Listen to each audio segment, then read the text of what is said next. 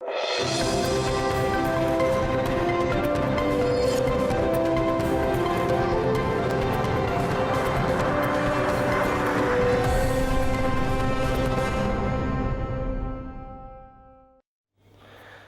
hörmətli tamaşaçılar. AZTV xəbərin xüsusi buraxılışı efirdədir.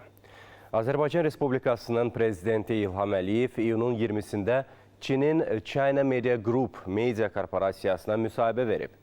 İyulun 22-sində dövlətimizin başçısının müsahibəsi China Global Television Network televiziya kanalında yayımlanıb. İndi həmin müsahibənin geniş variantını təqdim edirik. Thank you so much for accepting this interview. We've been here in Baku for 3 days only, but we're really impressed by how modern this city and this country is. And everywhere you go, there is an Azerbaijani touch. Yes, this is true. First of all, welcome to Azerbaijan. Thank you for coming, and thank you for paying attention to our country. And I'm very glad that you are spending in Azerbaijan several days, so that will be a good time in order to know our country, our people more.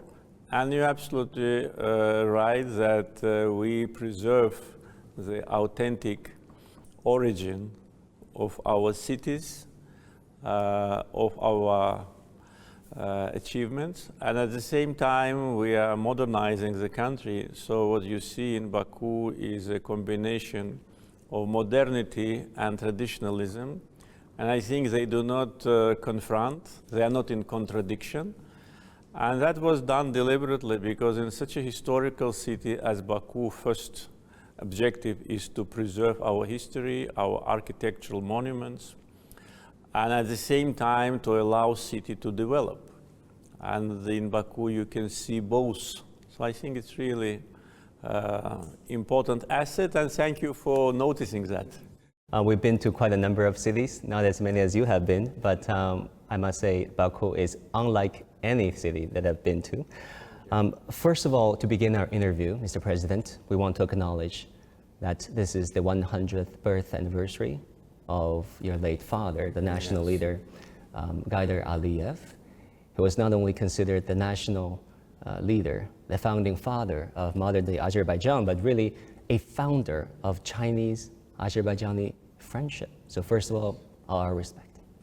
Thank you very much. You're absolutely right. Gaidar Aliyev was a man who built the statehood and put Azerbaijan on the track of development, put an end to civil war, to disorganization of the country, to chaotic situation which existed in the beginning of 90s, and elaborated the foreign policy and domestic policy priorities which we are following now.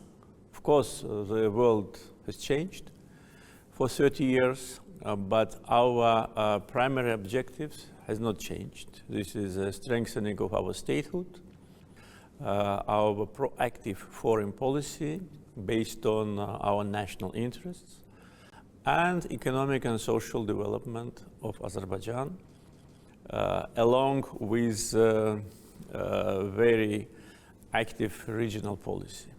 And of course, the main objective from the first days of independence was the restoration of territorial integrity of our country, which has been achieved something more than 2 years ago. And you're absolutely right, he played a very important role in the development of Chinese-Azerbaijani relations. His visit to China and meetings with the Chinese leaders actually created a framework for our cooperation. At that time, Azerbaijan was not very well known in the world. Therefore, that was a foundation, and I'm very glad that now relations between our two countries develop very successfully, cover many more areas, so agenda is much broader than it was 30 years ago, and they're based on mutual respect and friendship. Many Chinese viewers noticed that besides the official agendas of your father, the president's visit to China, he would visit average Chinese families to check out the lives of everyday Chinese people, sitting with Chinese families, shaking hands with primary school kids, visiting the Chinese countryside. Actually, we got some photos here that we thought might need some further elaboration from you. This photo was taken in the 90s, right? Yes, yes, exactly. Between him and a Chinese family. Yeah. This is a great photo. Sitting Yes, among the but people. this is actually illustrates what you said, that he was really very interested not only in official contacts, but also to establish people-to-people relation. And this photo actually demonstrates that. And this one, he was obviously interacting with a primary school student, I guess, who sent him a birthday present. You like it? Yes. Yeah, really, that's good illustration of what you've mentioned. And of course, the Great Wall, the Forbidden City, Yes. the tours over Yes, there. yes. So, how would your father tell you about China and his China trips? What was China like to him? And then, how do you see the continuity of this friendship from one generation to another? Well, actually, for him, China was not something which he had to discover. He was well aware about the development of China in different times when he was senior deputy prime minister of the Soviet government.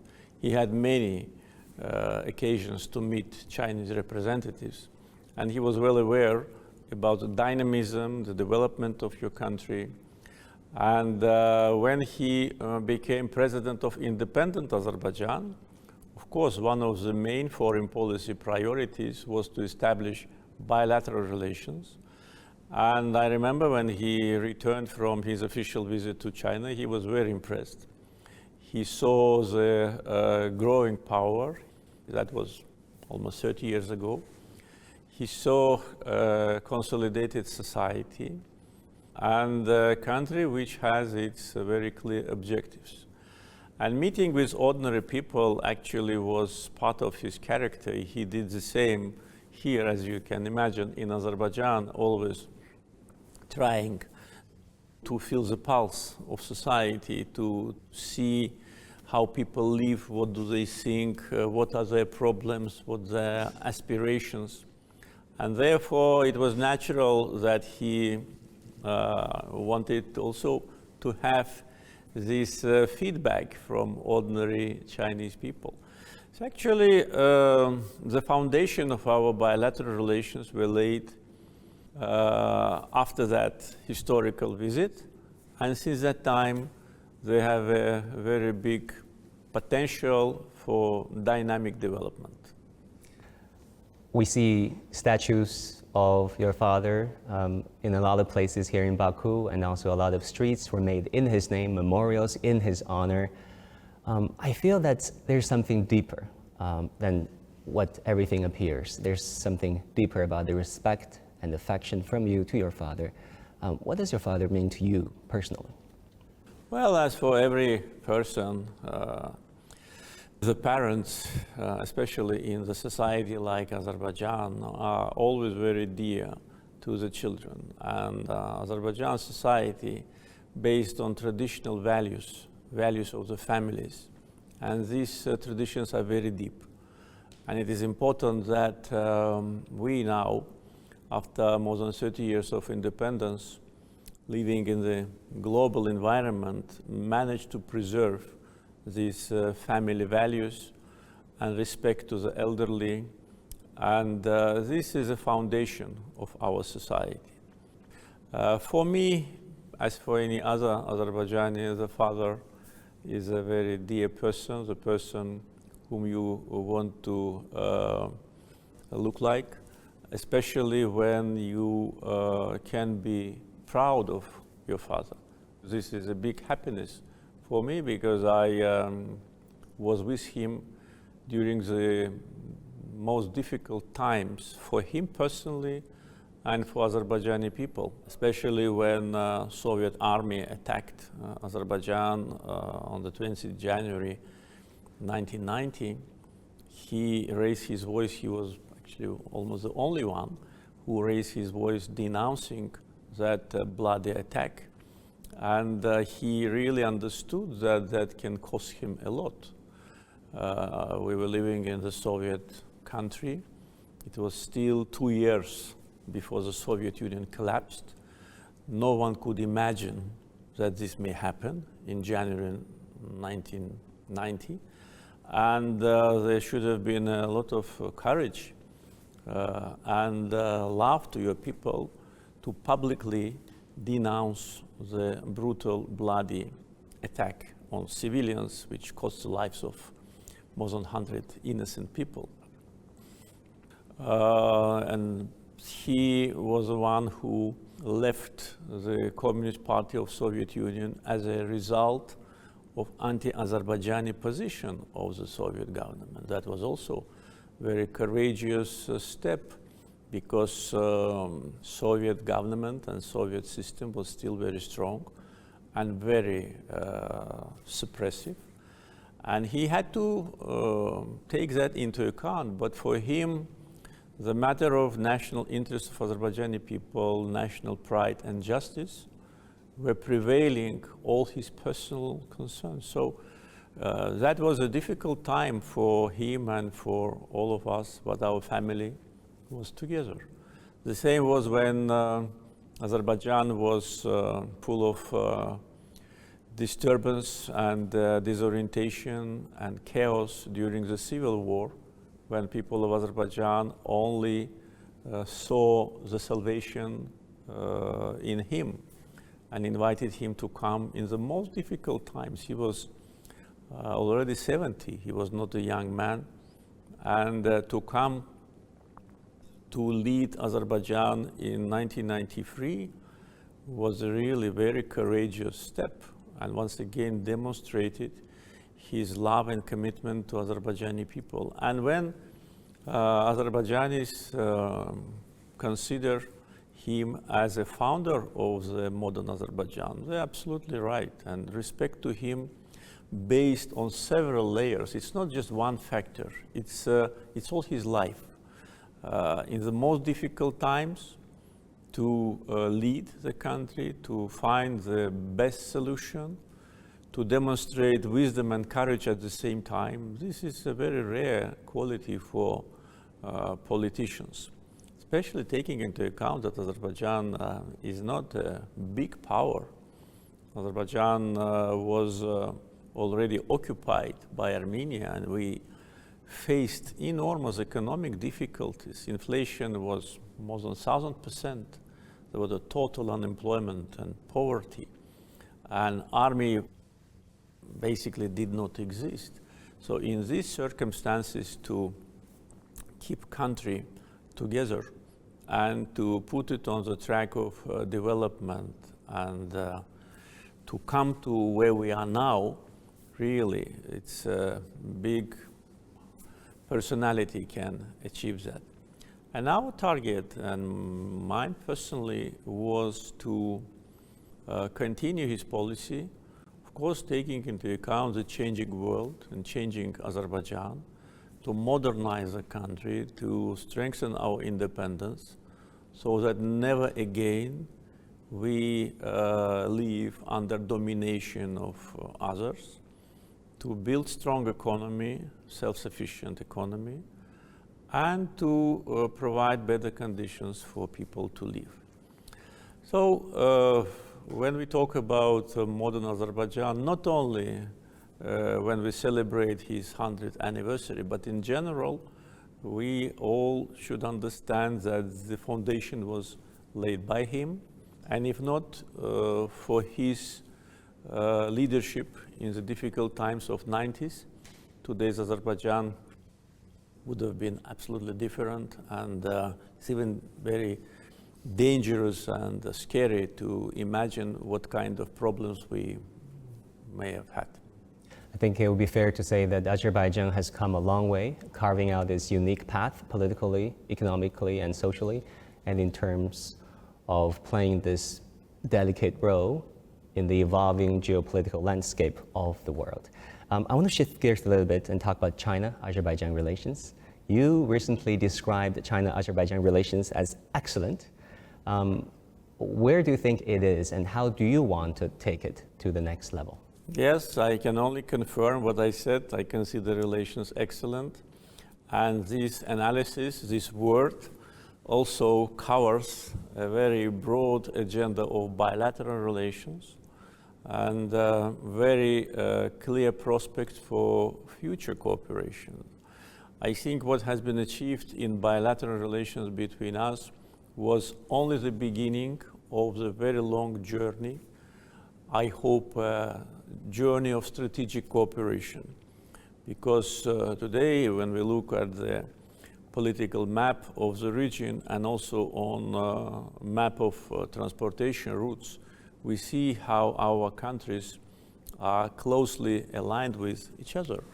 For instance, if we take basic issues on global international agenda, our positions coincide. They coincide on issues related to sovereignty, independence, territorial integrity, non-interference into affairs of other countries. They coincide on issues related to economic cooperation, and we see the growing numbers of mutual trade and especially the potential. We see the emerging new transportation routes which will unite our countries even more in the future, and that will be also a big contribution to regional security and stability, because when countries are united in a format of cooperation which is mutually beneficial, it adds to regional stability, predictability, prosperity, and development.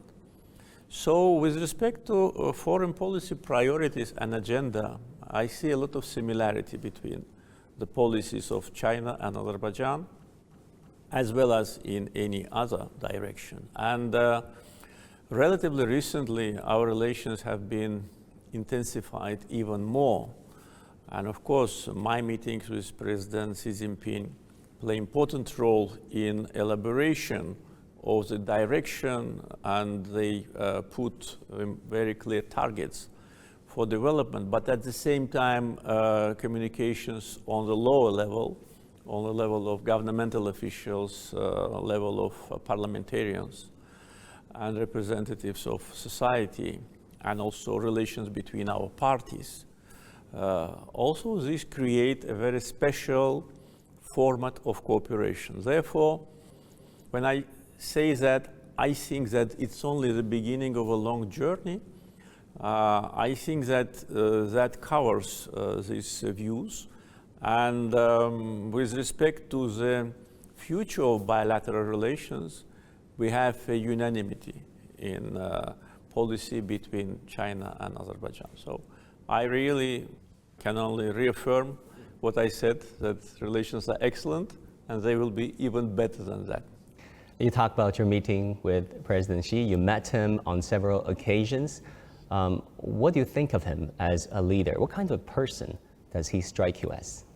I had a chance to meet President Xi Jinping many times in China and also on the sidelines of international events.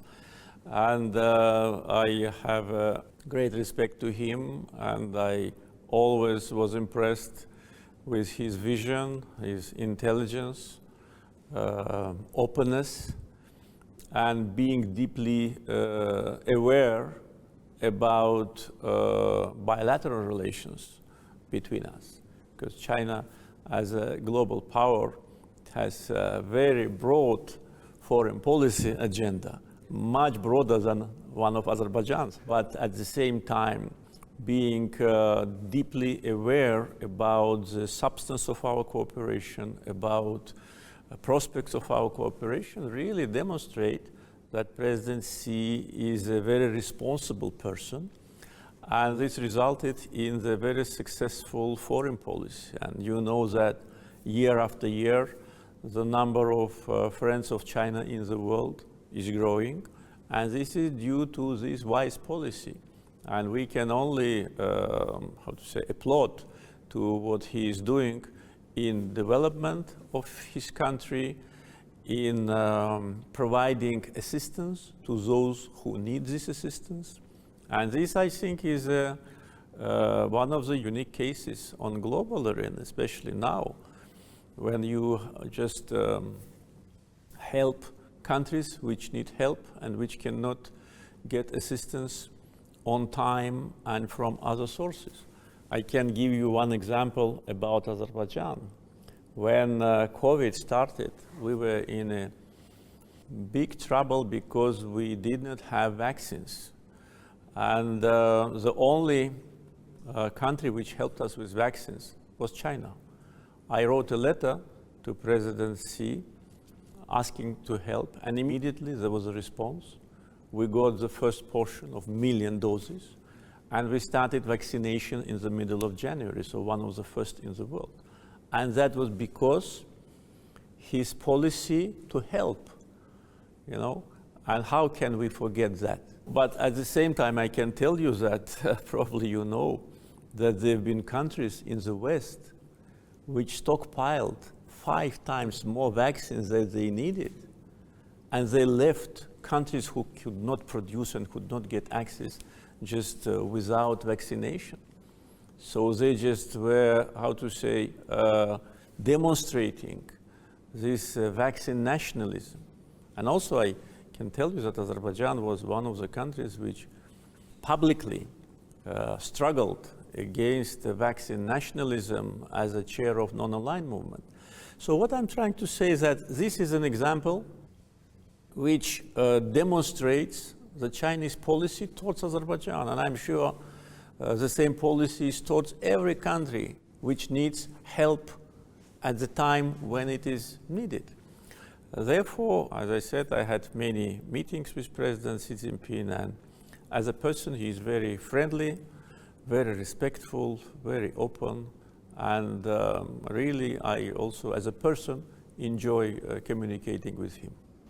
Talking about connectivity and infrastructure projects, cooperation, actually, Azerbaijan holds a record.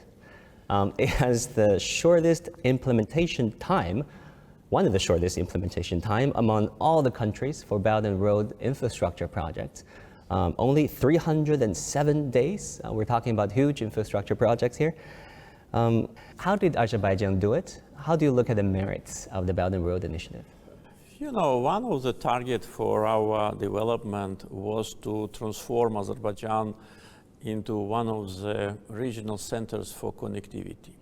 Because if you look at the map, you'll see the geographical advantages of Azerbaijan, which is situated just on routes from north to south and east to west and backwards. But lack of transportation infrastructure actually created a situation that our geography was not used. And I was absolutely sure that we can improve that.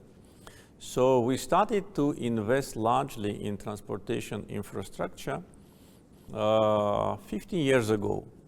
We started to put large investments in domestic infrastructure because first we needed to upgrade transportation infrastructure at home, and at the same time to build connectivity bridges with our neighbors.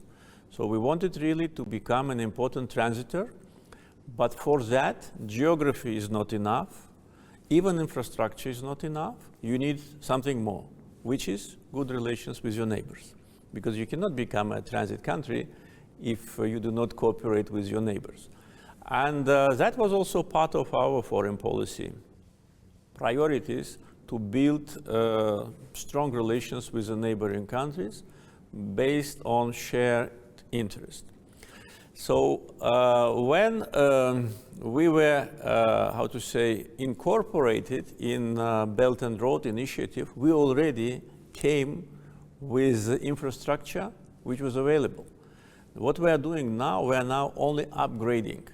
For instance, we're expanding our trade seaport because a growing number of cargoes from east to west will, how to say, create problems in handling the cargoes. Our trade seaport was inaugurated several years ago with a capacity of 15 million tons. Now we are upgrading it up to 25 million tons. We are building more vessels in the Caspian, though we have the biggest trade fleet in the Caspian, among all other Caspian littoral states, but we're building new vessels, tankers and cargo fleet in order to be able to bring more cargoes. Now we're planning to expand our shipyard so that we can produce not from 6 to 8, but maybe from 10 to 20 vessels per year, because the need for vessels in Azerbaijan and also in the Caspian is growing.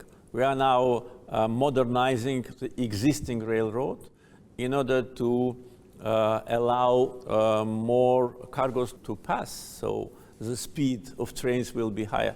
So we are doing a lot in order to be well prepared for big cargo flow.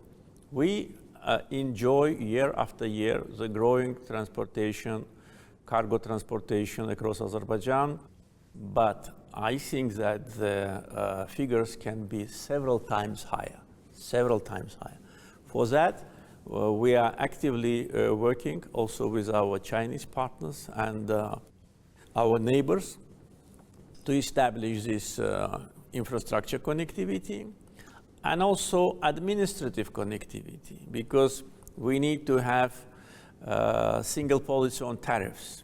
We need to have more interconnection with respect to customs regulations and how to say, to open this gate broadly. So relations between our countries in the future also will play important role in a growing number of cargoes going through Azerbaijan. And as you said, we did everything on time and within a short period of time. And today, Azerbaijani transportation infrastructure already is corresponding the high international standards. Mm-hmm. We know that Azerbaijan is also launching this, has launched this Trans-Caspian international transport route. How significant is that? Yeah, this is actually part of Belt and Road Initiative, because we clearly understand that in the current geopolitical situation, Trans-Caspian route is becoming one of the most important for countries of Central Asia. Again, if we look at the map, we will see that there are not many ways for Central Asian countries to transport their cargoes in European direction and backward. There's a sea lane, there's a Trans-Siberian route, but it takes a lot longer. Yes, this is one reason. And second reason, of course, the certain geopolitical changes and restrictions on transportation routes, sanctions on transportation routes make that transit more complicated. Therefore, if not through the Caspian, then how? And the countries of Central Asia, they are developing, they are producing more goods for export, and they're also buying more. Therefore, routes across the Caspian becomes vital. And fortunately, we did our homework a while ago, so prepared everything, so now it will be easier to expand. And the expansion and investments in expansion of transportation infrastructure will be based on the figures of assumed cargo transportation. I visited all the countries of Central Asia last year and this year, and their leaders visited Azerbaijan. Now we have more dynamism in our bilateral relations. First, because we see the need for that, and we always enjoyed excellent relations. But at the same time, the issue of transportation routes, how to say, dictate more active interaction. So I'm sure that when we will look year after year at statistics of transit across the Caspian, we will see growing and growing numbers. Yeah. I have a set of very impressive data that I want to share with you. Data show that shipping goods from China to Europe takes 36 days on average by sea, 20 days through the Trans-Siberian route, without geopolitical disruptions, as you said, obviously, and only 12 days through the middle corridor using the Baku-Tbilisi car railway. Exactly. That is big. Yes. Yes, this is true, and that is why, by the way, we launched and we initiated the construction of this route, because this route did not exist. It's a new transportation connectivity infrastructure which was initiated by Azerbaijan and was actively supported by our partners in Turkey and Georgia. And in 2017, here in Baku, we had the official inauguration of that project. And at that time, the transportation through the middle corridor was not yet a kind of one of the priorities. Therefore, we invested as much as it was needed for volume of cargoes. But what we are doing now, we already started several months ago. We are upgrading this road, and it will handle 5 times more cargo than originally, above. We are working very actively on Zangezur corridor, which will be additional road from Azerbaijan to Turkey and Europe. And on Azerbaijani territory, about 70% of construction work has already been done. So through Azerbaijan, there will be not only one route through Baku-Tbilisi-Kars, but also through Zangezur corridor. So all these will create additional opportunities for more cargoes. And at the same time, the transportation through Azerbaijan will also go through the Georgian seaports. And we are looking with big interest at some investment opportunities with respect to that. So really, transportation cooperation will be extremely beneficial for all the countries, but at the same time, which is not less important, it will strengthen ties between the countries. Countries will become more interconnected, more integrated. En route of the corridors, we plan to create a lot of new manufacturing facilities. We don't want only to be a transitor. Yes, it is good from geopolitical point of view, it gives you additional money, but we want to create big industrial zones in Azerbaijan, and we are actually moving in that direction. And I think it could be attractive for Chinese companies to have the manufacturing in our free zone in Alat, which is already operational and which was inaugurated this month. So really, it's a broader picture that one can imagine now. Yeah, you talk about the cultural value of connectivity of the Belt and Road Initiative, Mr. President. Actually, we were in Mugam Club Restaurant 2 days ago, and we were thoroughly impressed by what we saw there. That was, of course, the old caravanserai for people to rest and recover from the ancient Silk Road. Being there feels like, you know, time stopped, as if you could see history unfolding, as if you could see people, commerce, cultures mingle and blend. How do you see the cultural value of trade, of, you know, this, what Chinese call the Belt and Road Initiative? And I know in this country you have this plan to revive the ancient Silk Road as early as the 1990s. Yeah, definitely. This will create additional spirit, or will contribute to the spirit of friendship and interaction. Because countries which were situated on the ancient Silk Road, one of the, how to say, specifics or similarity is that they have a diverse societies, multi-ethnic and multi-confessional societies, and Azerbaijan is part of that positive scenario. Therefore, cultural heritage of Azerbaijan, as you can see with your own eyes, is something which is duly protected by our state, and for us it is a asset which we need to keep, preserve, and hand over to new generations so that they do the same. We managed to preserve our cultural heritage for centuries, though for a long time Azerbaijan was deprived from its statehood. We were not an independent country. but at the same time we kept our national identity, our language, our literature, our music, our traditions, our cultural heritage.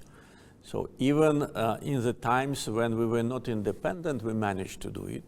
Therefore, definitely we will continue to preserve our cultural heritage, which is part of the world heritage.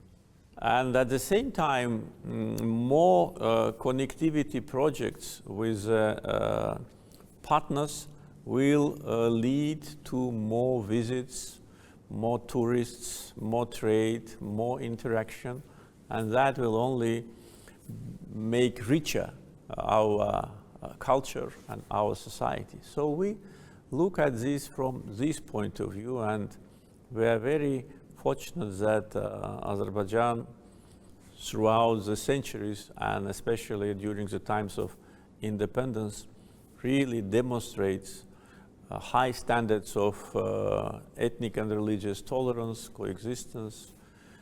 All the ethnic groups who live in Azerbaijan, they live as one family, and this is one of the biggest assets. So we are trying to preserve it, and I'm sure we will succeed. I'm reminded of an old saying that says, when trade stops, war may start. Yes, the converse may be true. When there's more trade, yes, there's better chance of people and countries get along. Absolutely, and also it will strengthen stability, security, to a certain degree, in good sense of the word, interdependence. So there'll be a lot of benefits for people, for countries, and in these circumstances, of course, it will be stable. President Aliyev, I must tell you that you became quite famous in China, thanks to your interview with a BBC journalist 2 years ago. It went viral, that video went viral in China. And many people are like, wow, this is what a national leader can do to unbalance coverage of the West. What was it like back then? Well, I had numerous interviews during the 44 days of a patriotic war, mainly with journalists from the West, and majority of them were, I would say, very aggressive, and they were trying to present Azerbaijan as an aggressor. You know, while we were liberating our territories, we were fighting for our territorial integrity. We did not step on the territory of other country. We were just eliminating the 30-year consequences of occupation and ethnic cleansing which we were facing. And of course, I was sure that Western journalists who come to Azerbaijan to make some, video footage, and also to meet with me, they were well prepared. It would be naive to imagine that they do not know the history of the conflict, who is the aggressor, who is a victim of aggression, and what is happening. But at the same time, they were trying to present situation, not only during our meetings, because they made a lot of, reportage in Azerbaijan, as if Azerbaijan is aggressor. So that was absolutely unacceptable, and that once again demonstrates a biased and unbalanced and anti-Azerbaijani approach of the Western media, which reality in which we live for 30 years. This is true. Yeah, many people think that the Julian Assange hit was a great counterpunch. How did you come up with that? Well, actually, if you are trying to accuse something of violation, first thing which you should do is to look in the mirror and see, do you have spots on your face or not? What happened to Julian Assange is absolutely unacceptable. This is a brutal violation of freedom of speech. The person is tortured. He was tortured for several years in one embassy. He is tortured now in, I talk about moral tortures. I don't know whether he is physically tortured or not. I cannot say what I don't know. But the person is suffering just because he produced some information which he got from some sources, Maybe he was wrong, maybe he made a, violation, but in the West, they present situation like journalists can do whatever they want, and they're immune from any criminal case. And if you arrest journalists, it means that you are a dictator.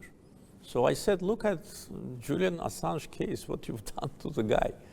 And how can you accuse anyone having this, very dark page in your history?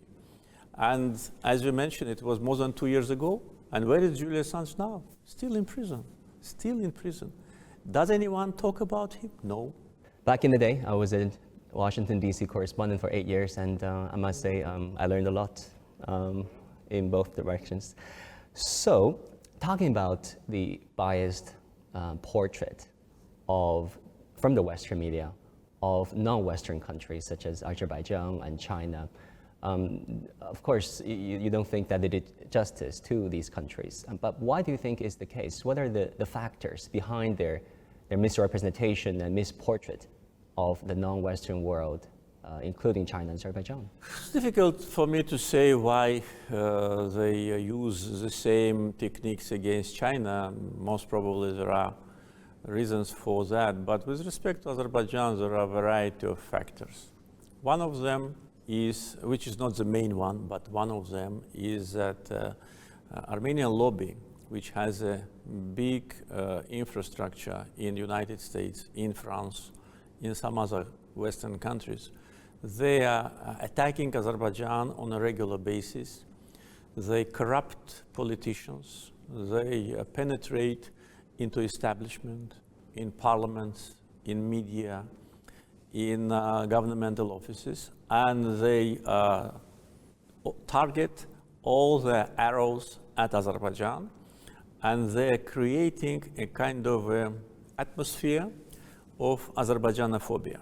But this is not the only reason and the main reason. The main reason, I think, is that Azerbaijan pursues independent policy based on its national interests.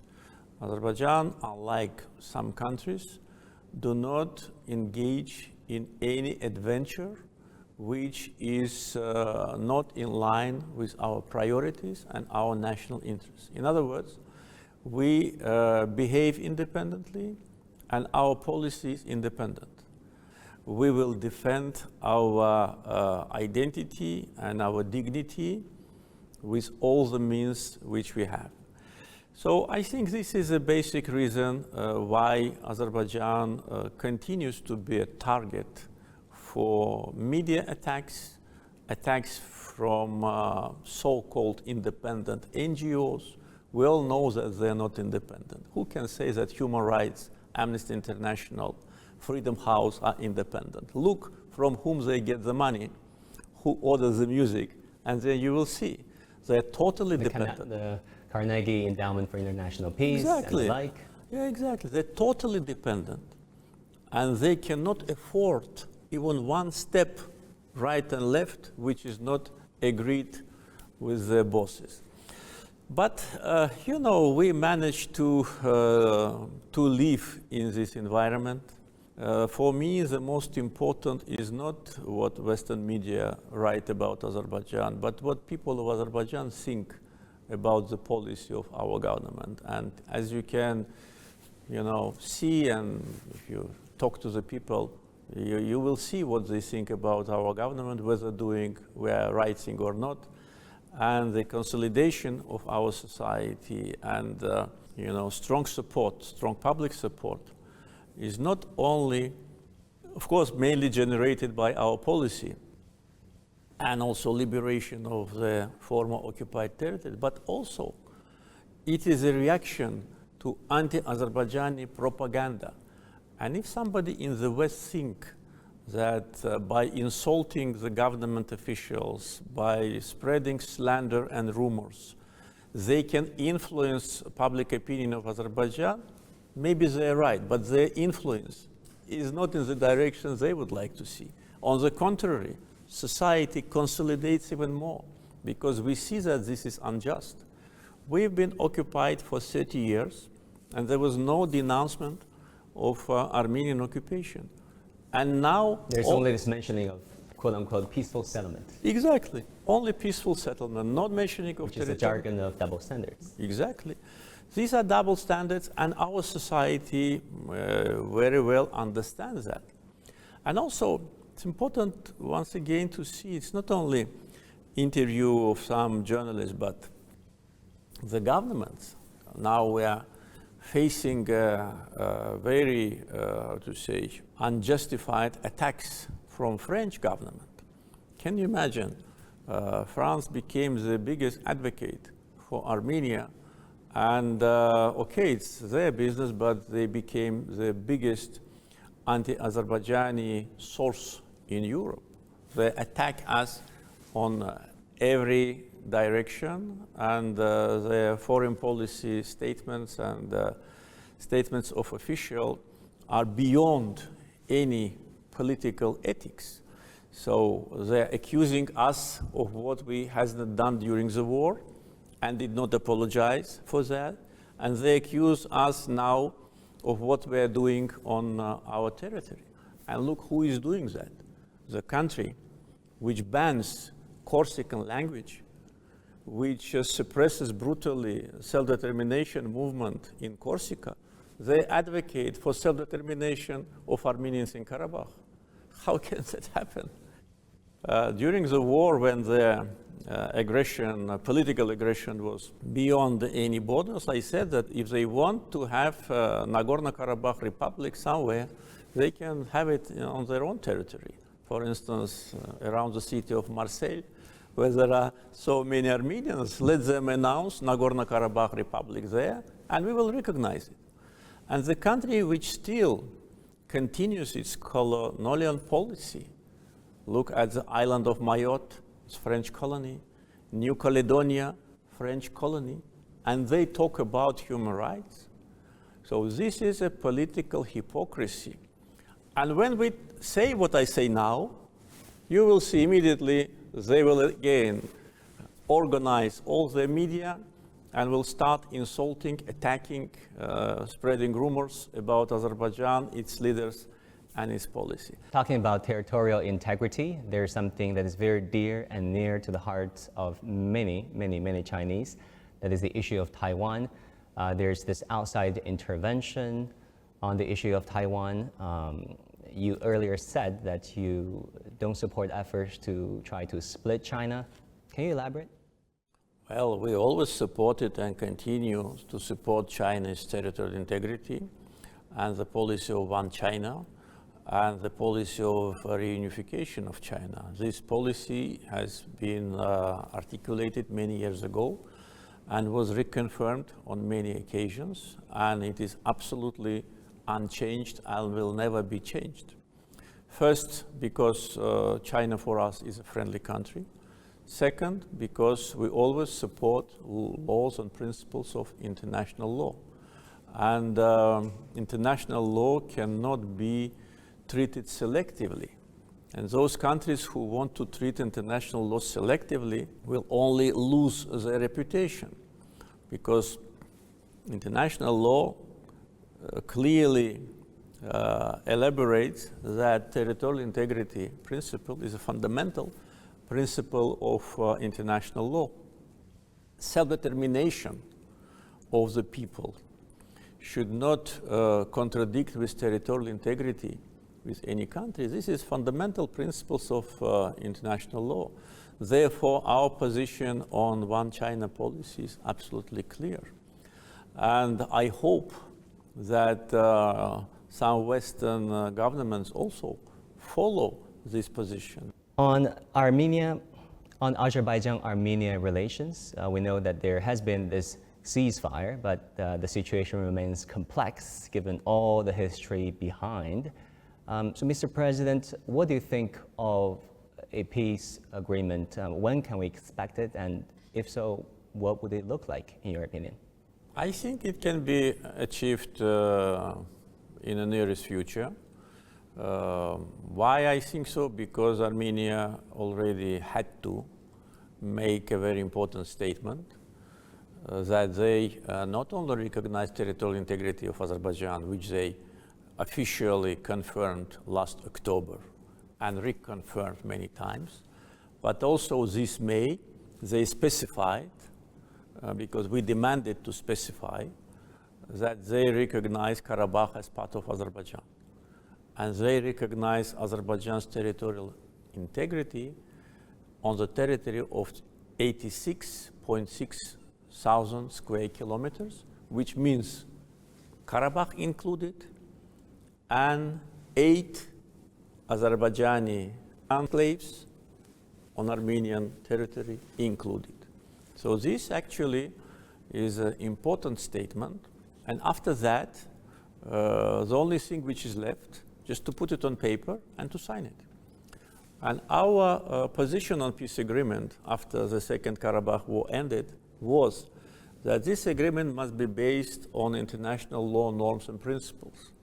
And we elaborated 5 basic international principles which should be the basis for peace agreement. And negotiations were held several times and will continue in the end of June. And the only major point of disagreement was exactly what I've said about Karabakh being part of Azerbaijan to be officially recognized by Armenia. So as I already said, they said A, saying that Karabakh is Azerbaijan. Now they need to say B to sign it. And after that, agreement can be achieved. And I think that if what they say, I mean what Armenians say, they really mean, if it is not again a political maneuver, if it is not again the, how to say, old story when they always try to delay the process, then we can reach the peace agreement and sign it by the end of the year. And that will really be important geopolitical factor that will put an end to long-lasting confrontation, will create real peace in the Caucasus, will lead to opening of all communications. And also I'd like to add that with respect to Armenian minority in Azerbaijan, and we already officially stated that their rights and their security will be duly protected by us based on Azerbaijani constitution. But Azerbaijan is a country which hosts tens of different ethnic groups, including Armenians, and we never had any problem based on religious or ethnic grounds. Therefore, Armenians who live in Karabakh region of Azerbaijan will have the same rights and security guarantees as any other Azerbaijani citizen. So I think this is completely in line with international law norms. And I think that this position of Azerbaijan is appreciated by international community. President Aliyev, let's talk about one of your favorite subjects, sports and fitness. Good. You posted a video of you doing pull-ups on your 60th birthday? Yes. 15 of them. I mean, wow. That was impressive. You could have done more, right? I used to do more. I showed it only for the first time. When I was younger, I never showed it because I thought for a young man to do many times is natural. Why I did it? Because I want our young generation to do the same. And I want to say that when you're 60, if you don't have bad habits, if you have regular sport exercises, you can do it. So that was my message to young generations, that if you think that when you're 60 you cannot do it, you are wrong. You can do it. Whether I could have done more or no, maybe yes, but that would not look very pleasant. Very wise. You also made no secret about your passion for weightlifting, even in front of your good friend, President Erdogan in Turkey. That was an easy part. Spontaneous moment, right? That was an easy part. That was just, yeah. And it was not a very heavy. It was not heavy. Wow, you still did it. It was impressive that you were transforming your personal passion for sport into something bigger. I mean, look at Baku. It's a site of F1 in downtown city. And also Baku hosted the Euro 2020, the 2015 European Games, the first of its kind. Really, talk to us about your passion for sport. Why sport? Well, first, because I love sport. Second, because I did sport during my life with certain breaks, which unfortunately I just abandoned it, but then restarted. And when I was young and doing very active sport, and when I stopped and when I restarted, it was very easy for me to bring my shape back. Second, because sport is an important factor of life of society. In the times of occupation, sporting victories were a kind of a symbolic compensation in the conscience of our people for defeat in the First Karabakh War. So we demonstrated that we can win, and that became a very important factor of patriotism in Azerbaijan, because when your athletes win, when they raise a flag, when they anthem, yeah, you're full of emotions and you're full of pride. So that was an important factor of young generation to be patriotic, because I clearly understood that without that, we will not be able to win. And yes, we invested a lot in our defense capability, in training of our military servicemen. We did a lot in order to prepare ourselves for Second Karabakh War. But I can tell you now, after 2.5 years have passed, that the main factor of our victory was spirit. And those who were liberating the land, they have never seen Karabakh in their life because they were young. They were not born when Karabakh was occupied. So what led them to that? That was a spirit, patriotism, and dignity. Sport is that. And also for physical health, because we want our society to be healthy. We want our society to be physically fit. So for that, sport is number one. Of course, good nutrition, no bad habits, but sport is on top of that probably. And also now we work on a mass sport so that we have sporting infrastructure in every region, and we already done it. At the same time, this is international prestige, because the first inaugural European Games, really, they opened Azerbaijan to Europe. Formula One, we already held it for 7 times, especially taking into account that it takes place on the city roads. It is a city presentation. For those who have never seen Baku, 500 million audience Formula One has, 500 million audience. After first Formula One, we had growth of tourism 20%, and then before COVID, every year 10-15%. So it brought us a lot of international tourists, a lot of foreign currency into the country. So it is a lot of factors which, dictate that every government should pay big attention to sport development. I remember Euro 2020 well. We had also the final match of European League in Baku in 2019 and Euro 2020. Yeah, so Baku became already the international destination for big sporting events. We also had Islamic Solidarity Games in 2017. So can you imagine, 2015 European Games, inaugural, and 2017 Islamic Solidarity Games in one city in 2 years. And this also is a demonstration of what Azerbaijan is. It's just on the edge of Europe and Asia. It's part of Muslim world. At the same time, it is part of Europe. It is a very unique position of our country, and the policy of the country and the status of society is a reflection of this. Mm-hmm. President Aliyev, coming up are the Hangzhou Asian Games and also the World University Games, the Universiad in Chengdu, China. What do you want to say to the athletes, the participants? What are expectations for those games to be taking place in China? Well, only wish success to organizers. I'm sure they'll be organized on the highest possible level. I know how sporting events are being organized in China. I was at the Beijing Olympics in 2008 and spent several days in your beautiful country.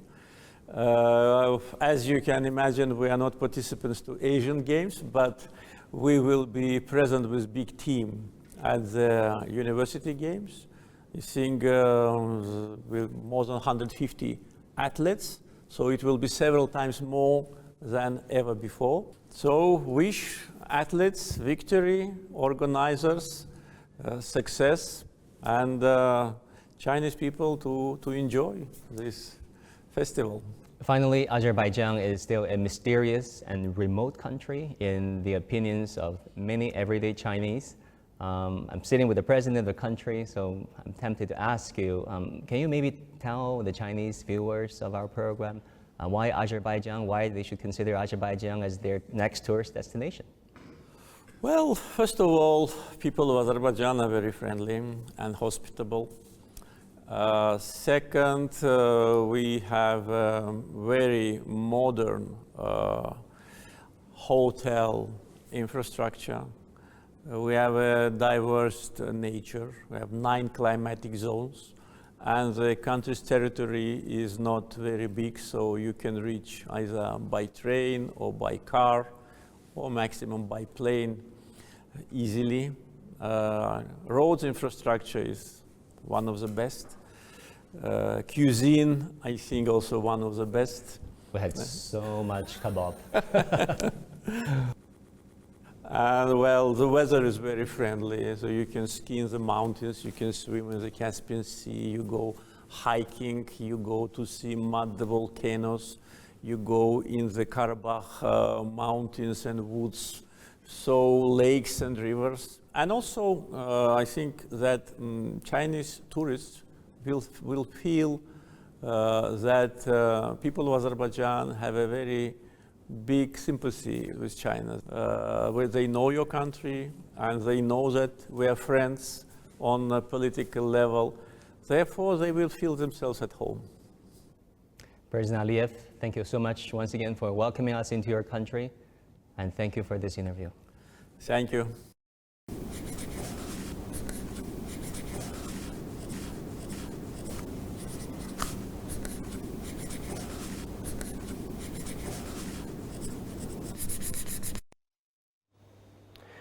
Prezidentin mətbuat xidmətinin məlumatını diqqətinizə çatdırırıq. Bugün Azərbaycan Respublikasının Prezidenti İlham Əliyev, Özbəkistan Respublikasının Prezidenti Şavkat Mirziyoyevə zəng edib.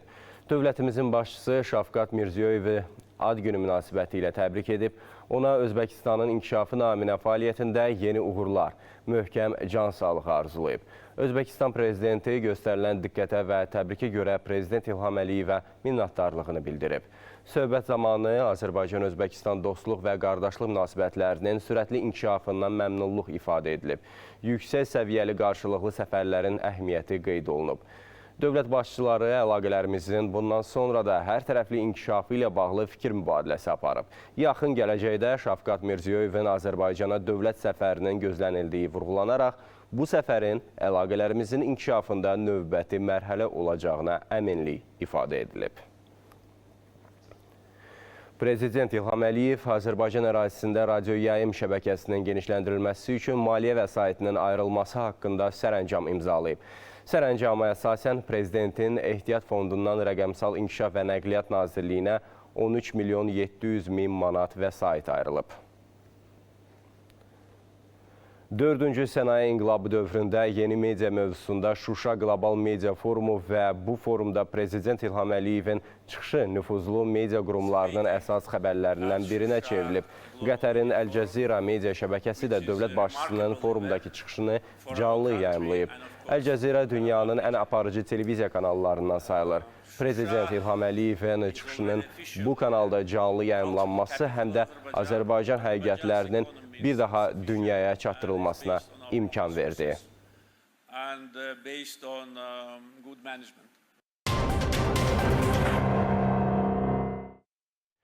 Ukrayna Silahlı Qüvvələri Cənub cəbhəsində və Baxmut istiqamətində əhəmiyyətli dərəcədə irəliləyib. Bu barədə Müdafiə Nazirliyi məlumat yayıb. Gecə saatlarında Odessa növbəti dəfə pilotsuz uçuş aparatları ilə hücuma məruz qalıb. Nəticədə 3 taxıl anbarı dağılıb. Rusiya tərəfi isə Ukraynanı dron hücumu cəhdində günahlandırıb.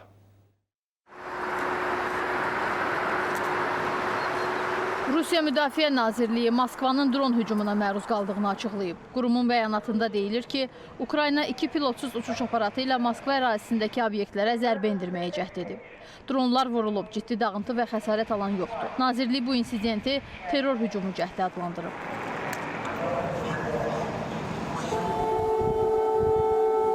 Ukrayna tərəfi isə gecə saatlarında Odessanın növbəti dəfə pilotsuz uçuş aparatları ilə hücuma məruz qaldığını açıqlayıb.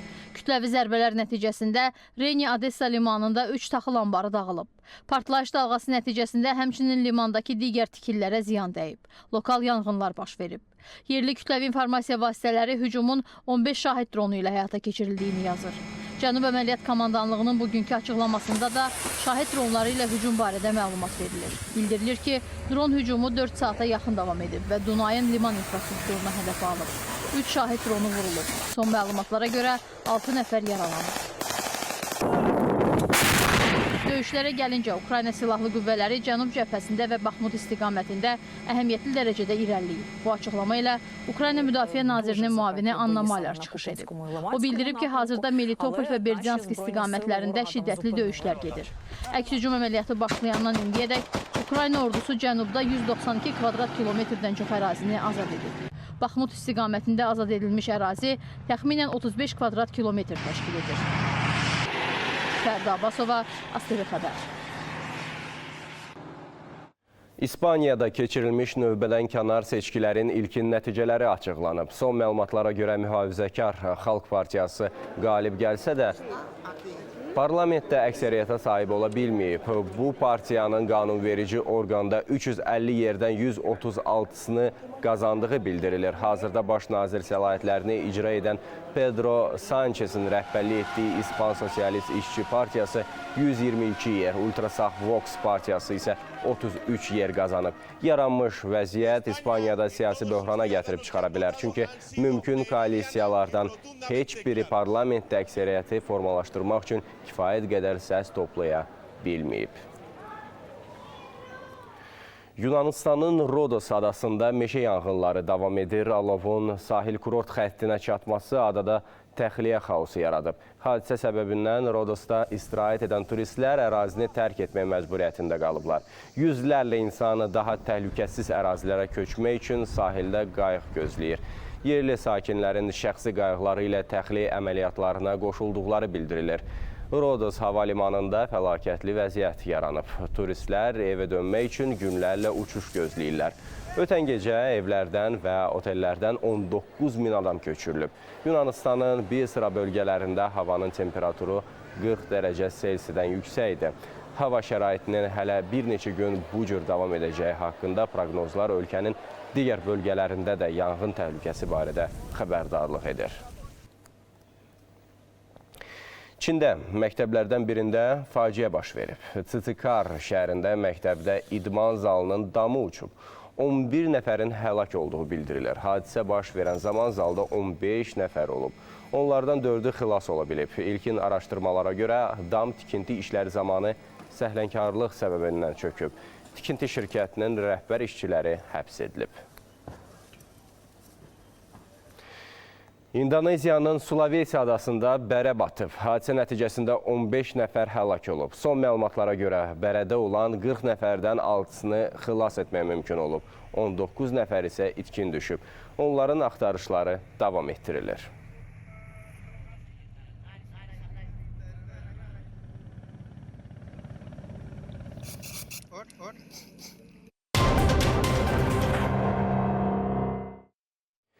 İşğaldan azad olunan ərazilərə müntəzəm avtobus reyslərinə avqust ayı üçün biletlər iyulun 26-sında saat 11:00-da satışa çıxarılacaq. Sərnişinlər gediş və qayıdış biletlərini əvvəlcədən eyni vaxtda yolumuz Qarabağa.az portalı vasitəsilə onlayn qaydada ala bilərlər.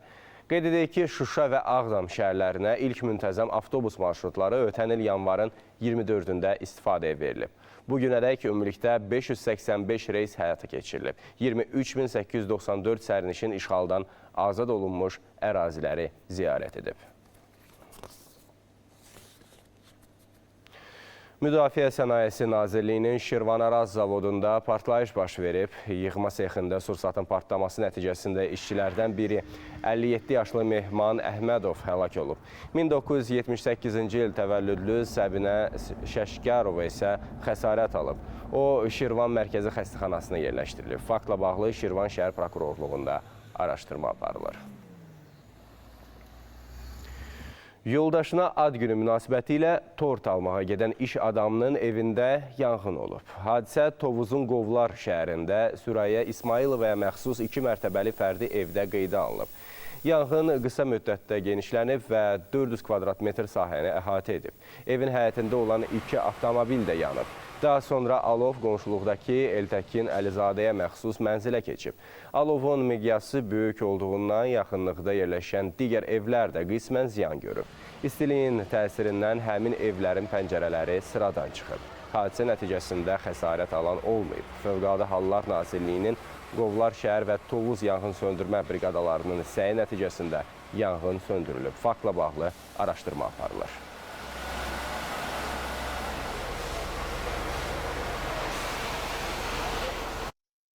İkinci mərtəbədən başladığına görə işıqdan ola bilər.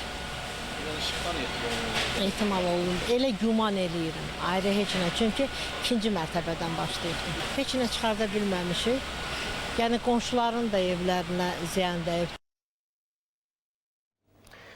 Şəhid övladları üçün Yaşat yay düşərgəsinin növbəti həftəsi davam edir. Şamaxıda təşkil olunan düşərgənin ikinci həftəsi barədə hazırda bizimlə birbaşa bağlantıda əməkdaşımız Vüsal Arifsoy danışacaq. Bir daha salam Vüsal, eşidirik səni. Salam, hər vaxtınız xeyir olsun. Bizim düşərgədə proqramlar öz axarı ilə davam etməkdədir. Nahardan sonra iştirakçıların əyləncəsi, Avsiya vaxtın səmərəli təşkili üçün gördüyünüz kimi burada oyunlar təşkil olunub. İndi biz də bir-bir onların yanına yaxınlaşıb özlərindən eşidəcək, görək oyunlar necə gedir, bəyənirlərmi bu oyunları, təəssüratlarını onlardan öyrənəcək. Xoş gördük, necəsiniz? Balaca, necəsən? Xoş gördük. Adı nədir? Zəhra. Necə gedir oyun? Çox yaxşı. Oynamışdın əvvəl bu oyunu? Xeyr, ilk dəfə burada oynayıram. Bəyəndin mi Ümumiyyətlə oyunu? Bəli, bəyəndim. Müəllimlərin kömək edir sənə? Hə, öyrədiblər. Mən bilmədiyim üçün. Oynayacaqsan daha sonra bu oyunu? Necə? Daha sonra oynamaq istəyirsən bu oyunu? Bəli. Uğurlar o zaman sənə. Çox. Təşəkkür edirik. Və yaxında indi digər masalara yaxınlaşırıq. Və burada gördüyünüz kimi digər könüllərimiz, iştirakçılarımız könüllərlə birgə oyun aparır. Xoş gördük, oyunçaq partisi necəsiz? Hava necədir? Yaxşıdır. Bu oyun haqqında bizə məlumat verin. Bu oyun nədir? Mən də ilk dəfə oynayıram. Çox maraqlı oyundur. Oyunun adı Jengadır. Məsələn, buradan adam bir dənə daş götürür. Sonra qoyur üstünə. Bu daşı götürərkən bunu aşırdan oyunçu da oyundan çıxmış hesab olur. Maraqlıdır oyun. Bəli. O zaman oyunçaq partisi. Uğurlar sizə təşəkkür edirik. Gördüyünüz kimi digər masamızda isə şahmat oyunu gedir. Xoş gördük, necəsiniz? Yaxşıyıq, sizləriz. Sağ olun. Oyun necə gedir? Şahmat oynamısan əvvəllər? Bəli, oynamışlığım var. Oynamışsın. Necədir? İndi hazırda vəziyyət necə? Hansı yerdədir? Yaxşı yerdə. Yaxşı yerdəsiniz. İndi deyin görüm oyunu kim aparacaq? Məncə, mən odan oxşayıram. Buradan oxşayacaqsın. Bəli. O zaman uğurlar oyunçaq partisi. Sağ olun. Digər tərəfdə isə bowling oynanılır. Gəlin yaxınlaşaq görək orada vəziyyət necədir. Uşaqlar necəsiniz? Balaca, necəsən? Yaxşıyam. Bowling oynamışdın əvvəl heç? Bəli. Xoşuma gəlir bu oyun? Bəli. Bəlkə bir dəfə də atarsan biz görək. Yaxşı. Bir dənə top verin, zəhmət olmasa. At baxaq.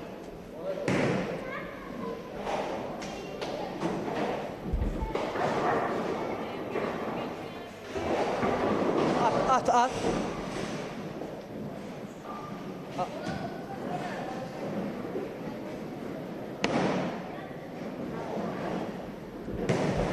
Eyb yox, narahat olma, növbət dəfə inşallah ki, hədəfinə çatacaqsan. Bəli, bizdə buradakı hava belədir. Biz istirahət, nahar fasiləmizdən sonra gəldik Avsiya vaxtın səmərəli təşkilinə və bundan sonra da konsert proqramının təşkil olunması nəzərdə tutulur. Bizdən hələ ki, bu qədər biz saatın yekunu üçün, daha doğrusu ana xəbərimiz üçün sujet hazırlayacağıq buradan, onu da sizə təqdim edəcəyik. Hələ ki, bizdən bu qədər. Buyurun, söz yerindən sizdə. Çox sağ ol Vüsal, ətraflı məlumata görə. Hörmətli tamaşaçılar, son olaraq qaynar xəttimizi diqqətinizə çatdıraq. 051-511-1956 nömrəsinə zəng edib, qarşılaşdığınız hadisələr, mövzular, təklif və iradlarınız barədə məlumat verə bilərsiniz. Eyni zamanda WhatsApp və Telegram hesabımız vasitəsilə də bizimlə əlaqə yaratmaq mümkündür. Hörmətli tamaşaçılar, mənim çatdıracaqlarım bunlar idi. Sağ olun, salamat qalın.